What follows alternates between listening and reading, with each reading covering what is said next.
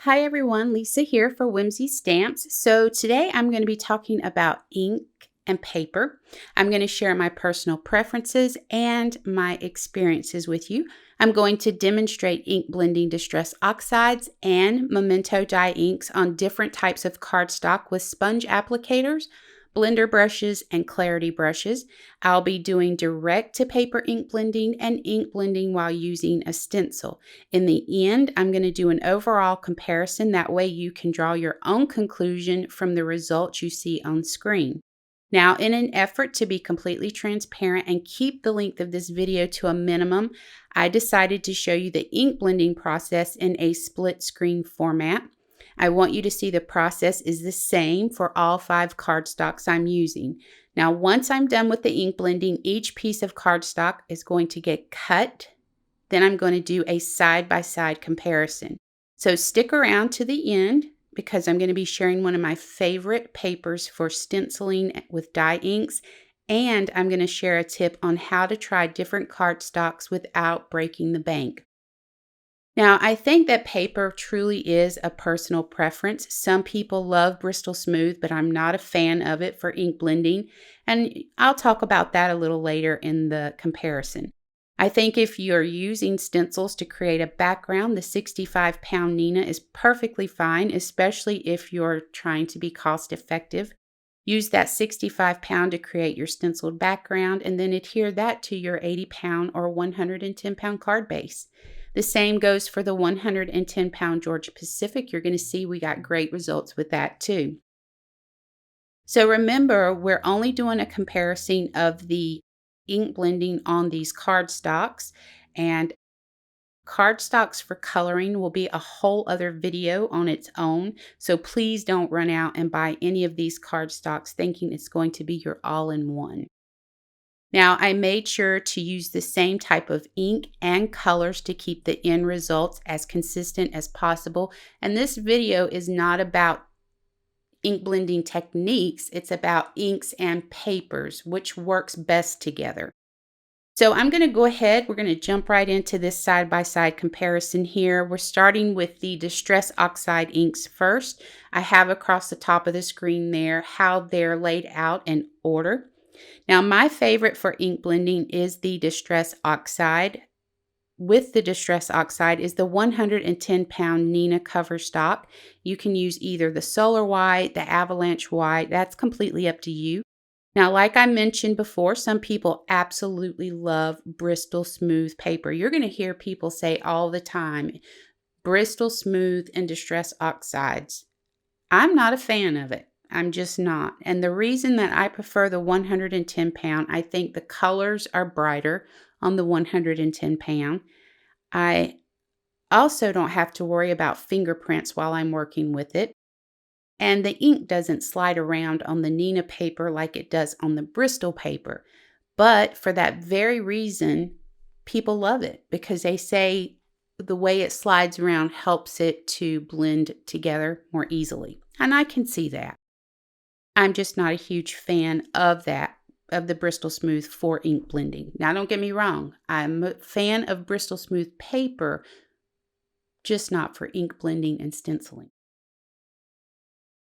So overall, I thought all of those were great. There wasn't that much difference in the way they looked. Just like this here. This is the dye inks that I used. And I used the Memento Dye inks in Rosebud and Tangelo. I wanted to keep the colors as close as possible across the board. So again, tossing out the Bristol Smooth because I will never ever say use Bristol Smooth with dye inks. It's just, I only did it just to show you that, we need to be consistent with our results. So I had to use the Bristol Smooth. For me, my favorite is the 110-pound Nina. If I had to go and pick in an order, the number 1 would be the 110-pound, 80 would be the number 2, 65 would be the number 3, and 4 would be the 110-pound Georgia Pacific. That's just my opinion though. Okay, so stenciling. Again, not enough difference for me to pick one over the other, with the exception of the Bristol Smooth. And I say that because of the price of it. In my opinion, if you're stenciling panels to add to a heavier card base, the 65-pound Nina works great.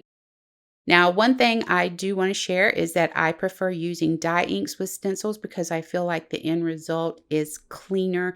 The edges are sharper looking to me. If you're just starting out and all you have are Distress Oxide inks, get those out and use them. You don't need all of these different types of inks and papers to create a card. Use what you have. Make it work for you. So I'm going to give you a close-up look here of the 110-pound Nina and the 65-pound Nina. And you can see there's really not much difference there.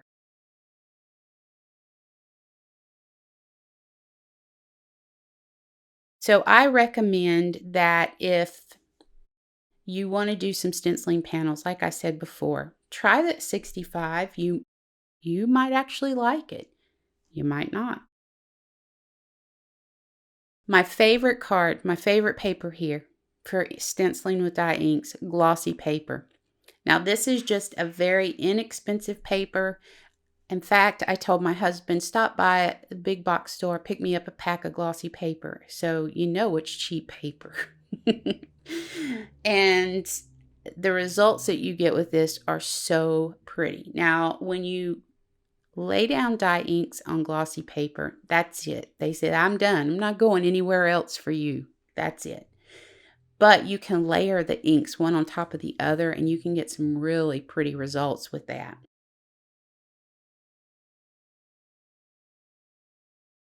So to start to wrap this up, my final tip for you is this. If you're not sure about a particular paper, you have options. You don't have to go out and buy a whole ream of paper. You don't have to take someone else's word, like mine, on a product to find that your opinion is different. Do a Google search for paper. Check out the online stores that specialize in paper. Oftentimes, you can buy samples of paper for about $3 a sheet. And I do realize that that's expensive, but would you rather spend $3 or $55 to find out you're not in love with something? Or you can always do what I did. You can buy swatch books. Now, you might be surprised at how cheap these swatch books are. I found these swatch books for $5 a book at a reputable online paper store. They specialize in paper. And you know what? It's a great resource for a paper crafter. You have everything you need at your fingertips. You know what the weight is. You know what the texture is going to be like. You know what the color is going to be like. There's no guessing. It's all right there in a convenient book for you. So that's my last tip for you. I recommend swatch books. Okay, so I do believe that's going to bring us to the end of this video. I do hope I shed some light on the ink and paper topic for you and hopefully pass along some helpful tips too. I really do appreciate you watching the video. I hope you'll click the subscribe button and ring the bell to be notified of new content if you like what you're seeing. Always feel free to share these videos with your crafty friends. And as always, I hope you have an amazing day.